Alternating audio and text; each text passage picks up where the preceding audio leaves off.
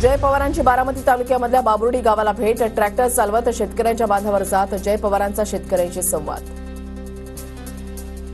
राज्यात सततच्या पावसामुळे हळदीचे कंद कुजू लागले, हळदीच्या लागवडीमध्ये देखील घट।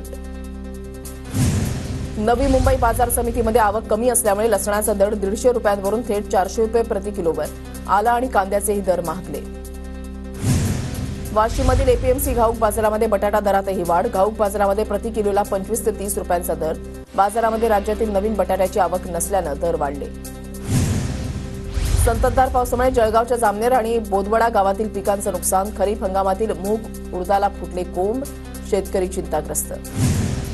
4 दिवसांपासूनच्या पावसामुळे धुळ्यामधील वलवाडी भोकर इथल्या कॉलनीमध्ये पाणी, तर शेती पिकांचंही नुकसान। आमदार कुणाल पाटलांकडून वलवाडी, मेहरगाव, नवलाणे, कावठी शिवाराची पाहणी।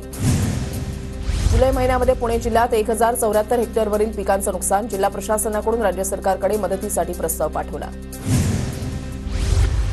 नंदुरबार जिल्ह्यामध्ये झालेल्या अतिवृष्टीमुळे नदी नाले प्रवाहित, झरीपाडा ते जामट्यावर दरम्यान असलेल्या छोट्या पुलावर पाणी। मुसळमधील हतनूर धरणाचे 10 दरवाजे उघडले, धरणातून 41,813 क्युसेक वेगानं पाण्याचा विसर्ग, तापी नदीपात्रात। जायकवाडी धरणातील पाणी पातळी 62.92%वर, नाशिक विभागामध्ये पावसाचा जोर वाढल्यानं पाण्याची वेगानं आवक। पुण्यामधल्या मावळच्या डोंगर माथ्यावरील नैसर्गिक धबधबे प्रवाहित, तर मुंबई पुणे एक्सप्रेसवेवर कोसळणाऱ्या धबधब्यांचं विहंगम दृश्य। जळगावच्या वरणगाव, फेकरी आणि दीपनगर जवळील रस्त्यावर पाणी, रस्त्यावर पाण्याचा निचरा होत नसल्यामुळे नागरिकांचे हाल। अकोल्यामध्ये अंडरपास बनला धोकादायक, 4 ते 5 फूट पाणी साचल्यानं वाहन चालकांचे हाल, अंडरपासच्या पाण्यामध्ये विद्यार्थ्यांचा सायकलनं प्रवास। सांगली जिल्ह्यामध्ये सुरू असलेल्या पावसामुळे कृष्णा नदीच्या पाणी पातळीमध्ये झपाट्यानं वाढ, कोयना धरणातून पाण्याचा विसर्ग सुरू। जळगावच्या अमळनेरमधील पांझरा नदीच्या पुरामध्ये 2 जण अडकले, मासे पकडण्यासाठी गेलेले असताना अडकल्याची माहिती, दोघांच्या बचावासाठी एसडीआरएफ पथकाला पाचारण। अहमदनगर जिल्ह्यामधल्या मुसळधार पावसामुळे गोदावरी नदीच्या पाणी पातळीमध्ये वाढ, कोपरगाव तालुक्यामधल्या नदीकाठच्या गावांना सतर्कतेचा इशारा। बीडच्या आष्टीमधील धामणगाव महसूल मंडळामध्ये अतिवृष्टीमुळे शेतकऱ्यांच्या पिकाचं नुकसान, महसूल विभागानं पंचनामे करून नुकसान भरपाई देण्याची शेतकऱ्यांची मागणी। उजनी आणि वीर धरणातून सोडलेल्या पाण्यामुळे पंढरपुरातील व्यास नारायण झोपडपट्टीमध्ये पाणी शिरलं, परिसरामध्ये मोठं नुकसान, तर पंढरपुरातील पुंडलिक मंदिरासह इतर छोटी मोठी मंदिरेही पाण्याखाली। धुळे जिल्ह्यामध्ये मच्छीमार सहकार संस्थेकडून नकाने तलावामध्ये सोडण्यात आले 4.5 लाख मत्स्य बीज, त्यामुळे व्यावसायिकांना रोजगार उपलब्ध होणार। पुण्यामधल्या सरकारी जमीन प्रकरणामध्ये सुप्रीम कोर्टामध्ये आज सुनावणी, जागा मालकाला दुसरीकडे जमीन देण्याची राज्य सरकारची तयारी, राज्य सरकारकडून सुप्रीम कोर्टामध्ये प्रतिज्ञापत्र दाखल। कारगिल युद्धामध्ये शहीद झालेले जवान गजानन मोरे यांच्या स्मृतिदिनाच्या निमित्तानं शंभूराज देसाई यांच्याकडून अभिवादन, साताऱ्यामधल्या पाटणमध्ये आवळ्याला वीरमातेचा सन्मान करण्यात आला।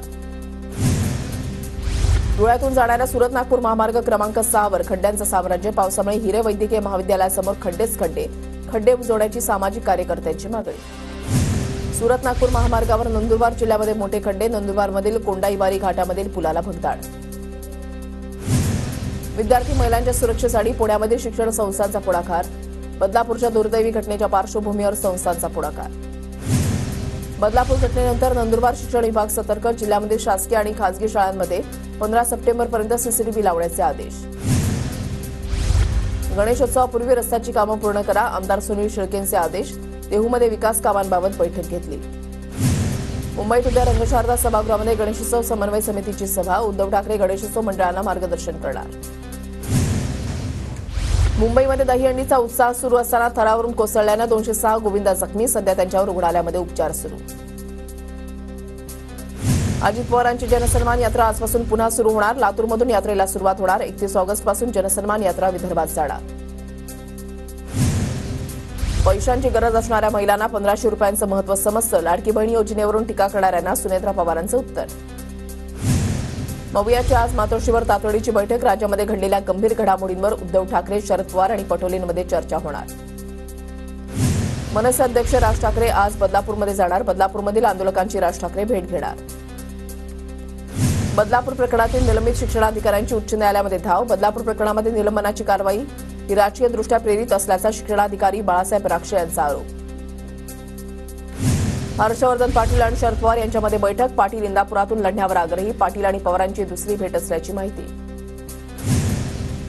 हर्षवर्धन पाटील आमच्यासोबतच राहतील, भाजप मजबूत. येत्या काळामध्ये भाजपमध्ये अनेक पक्षप्रवेश होणार, देवेंद्र फडणवीसांचा दावा. हर्षवर्धन पाटील आणि आमचे अनेक दशकांपासून कौटुंबिक संबंध. साखरेच्या विषयावर पवार आणि हर्षवर्धन पाटलांमध्ये बैठक झाली असेल. हर्षवर्धन पाटील आणि पवारांच्या बैठकीवर सुप्रिया सुळेंची प्रतिक्रिया. अहमदनगरमध्ये शरद पवार गट भाजपला धक्का देण्याची शक्यता. कोपरगावच्या माजी आमदार स्नेहलता कोल्हेंचे पुत्र विवेक कोल्हे पवार गटामध्ये प्रवेश करणार असल्याच्या चर्चा.